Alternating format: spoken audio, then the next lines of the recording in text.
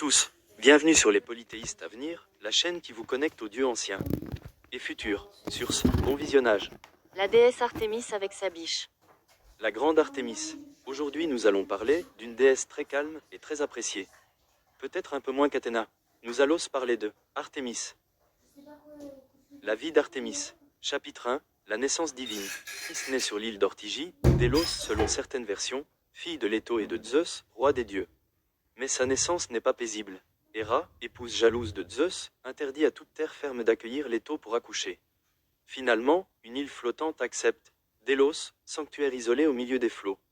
Artémis naît la première, puis aide aussitôt sa mère à mettre au monde son frère jumeau, Apollon. Elle est donc associée à la naissance, même si elle choisira de rester vierge à jamais. Chapitre 2. La déesse sauvage. La protectrice des animaux, protectrice de la nature et de la lune. À l'âge de 3 ans, elle demande à son père Zeus « Accorde-moi l'éternelle virginité, un arc et des flèches, et la liberté de vivre dans les bois avec mes compagnes, loin des hommes. » Zeus accepte. Artémis forme une troupe de nymphes vierges, et ensemble elles parcourent les montagnes, chassent les cerfs et protègent les animaux. Elle devient la maîtresse des forêts, celle qui veille sur la nature intacte. Mais pour les polythéistes à venir, Artémis aura une fille avec le dieu Poséidon. Chapitre 3. Protectrice et vengeresse. Si Artémis est douce envers les innocents et les animaux, elle est aussi impitoyable envers ceux qui violent ses lois sacrées. Cer Actéon, un chasseur malchanceux, la surprend nue alors qu'elle se baigne. Pour cet affront, elle le transforme en cerf, et il est dévoré par ses propres chiens. Arc et flèche Niobé, reine orgueilleuse, se moque de Léto en disant qu'elle a plus d'enfants qu'elle. En représailles, Artémis et Apollon tuent tous les enfants de Niobé, sauf un ou deux selon les versions. Ces récits montrent qu'Artémis ne tolère ni irrespect, ni arrogance envers elle, sa mère ou ses vœux sacrés. Chapitre 4. Déesse lunaire pleine lune. Avec le temps, Artémis est associée non seulement à la chasse, mais aussi à la lune, tandis que son frère Apollon est lié au soleil. Elle devient l'image même de la lumière froide et pure, qui éclaire la nuit. On la confond parfois avec Sélénée, déesse plus ancienne de la lune, mais Artémis prend un rôle plus actif et sauvage. La lune devient le symbole de sa présence silencieuse, de sa mystique féminine, et de son pouvoir protecteur sur les jeunes filles. Chapitre 5. L'ombre d'Actéon. Après la punition d'Actéon, Artémis regagna le silence des forêts. L'épisode, bien que justifié à ses yeux, marqua un tournant dans son culte. Les mortels commencèrent à craindre davantage la déesse chasseresse, non plus seulement comme protectrice de la nature, mais comme une divinité au courroux implacable. Dans les régions de Béotie et d'Arcadie, où le mythe d'Actéon s'était propagé, les sanctuaires dédiés à Artémis virent affluer des offrandes de plus en plus somptueuses, colliers, statues, cervidés en sacrifice. Les prêtres l'invoquaient avec des épithètes nouvelles, Artémis agrea, la sauvage, Artémis scotia, l'ombreuse. Ce renforcement du culte était double, hommage sincère d'un côté, peur sacrée de l'autre. Le message était clair, la déesse veillait, et nul ne devait transgresser sa souveraineté. Chapitre 6, le serment renouvelé.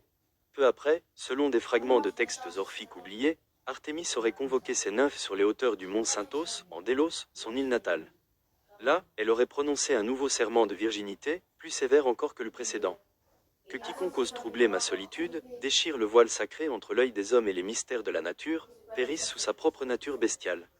Ce serment scella son éloignement progressif des hommes, mais aussi des autres dieux.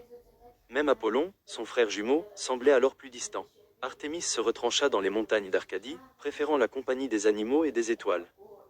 Chapitre 7. L'épreuve de Callisto. L'histoire de Callisto, une nymphe fidèle d'Artémis séduite ou violée, selon les versions, par Zeus, survint peu après. Lorsque Callisto fut découverte enceinte, Artémis l'exila sans pitié. Mais cette fois, quelque chose changea. Selon une version rare attribuée à Nicandre de Colophon, Artémis, plus tard, aurait observé depuis les cieux la métamorphose de Callisto en ours et sa montée parmi les étoiles, la grande ours. Cela provoqua un conflit intérieur, la rigueur de la déesse entrait en contradiction avec une compassion naissante. Ce dilemme marqua une lente évolution de son rapport aux femmes victimes, qu'elle protégea plus ardemment dans les générations suivantes. Chapitre 8. Le silence des cités. Né dans les cités principales, supplanté par celui d'Athéna, plus rationnel, ou d'Aphrodite, plus proche des préoccupations humaines. Artémis resta vénérée dans les lieux reculés, clairières, temples forestiers, sources secrètes. Ses apparitions devinrent rares, on la disait présente quand le vent traversait les pins à la tombée du jour, ou quand un cerf surgissait du néant pour fuir un prédateur invisible. Les derniers récits parlent d'elle comme d'un esprit primitif, presque détaché de l'Olympe, gardienne d'un monde plus ancien que celui des hommes ou même des dieux. Chapitre 9, Héritage éternel. Aujourd'hui encore, son nom survit.